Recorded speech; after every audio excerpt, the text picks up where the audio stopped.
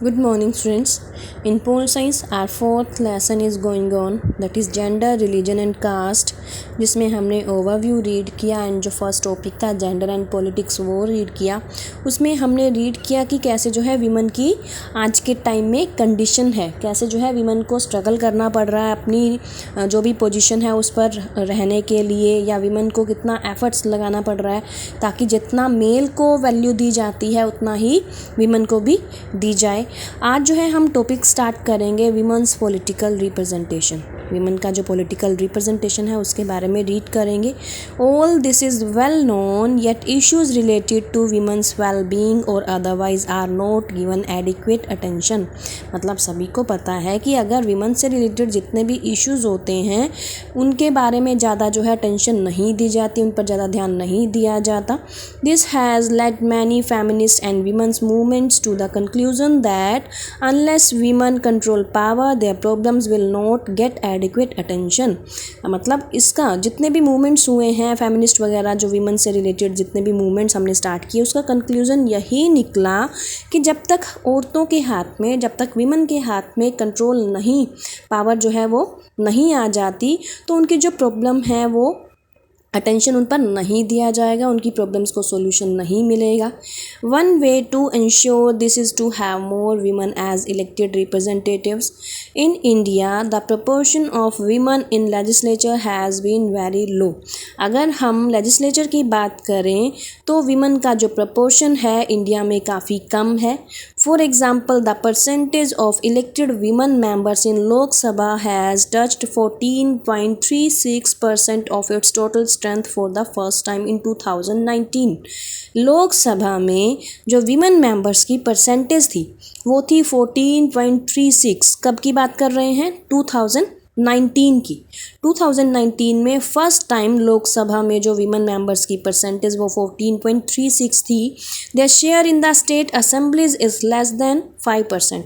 और अगर state assemblies में देखें तो स्टेट असेंबलीज में विमेन जो परसेंटेज है विमेन की वो कितनी है? 5% से भी कम है। In this respect, India is among the bottom group of nations in the world. See the graph below. It means यहाँ पर आपको जो है ग्राफ शो किया गया है, जहाँ पर ये क्या शो किया गया है? Women in national parliaments in different regions of the world.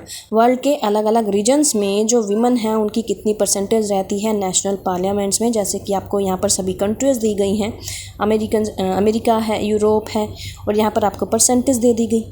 Okay, तो यहाँ पर आपको बोला गया कि इंडिया जो है वो बॉटम ग्रुप ऑफ नेशंस में आता है।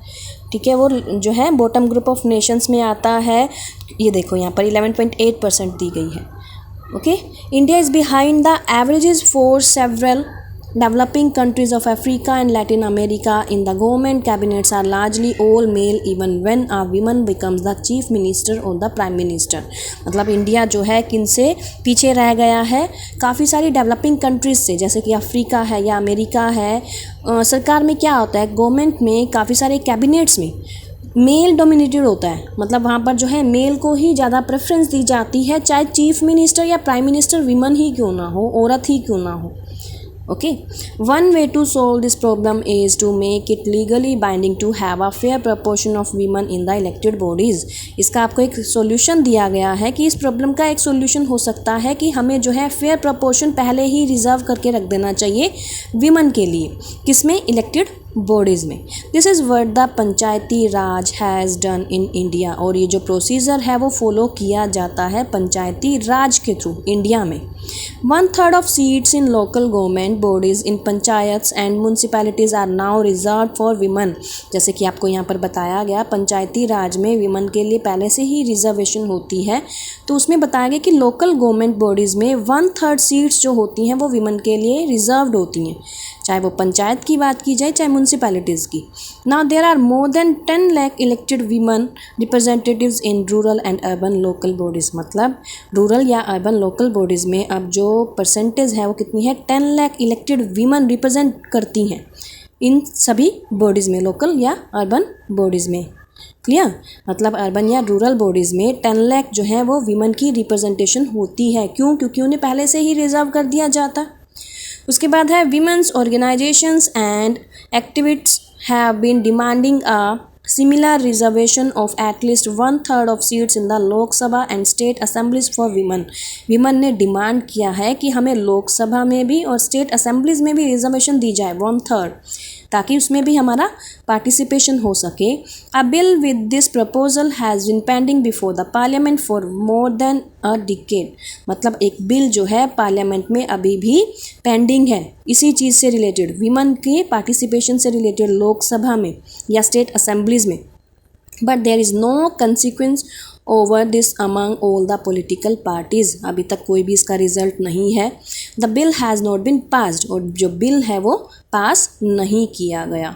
Gender division is an example that some form of social division needs to be expressed in politics. और जेंडर डिवीज़न जो है वो एग्जाम्पल है कि अभी भी सोशल डिवीज़न की काफ़ी सारी फॉर्म्स को ज़रूरत है पॉलिटिक्स में एक्सप्रेस करने के लिए.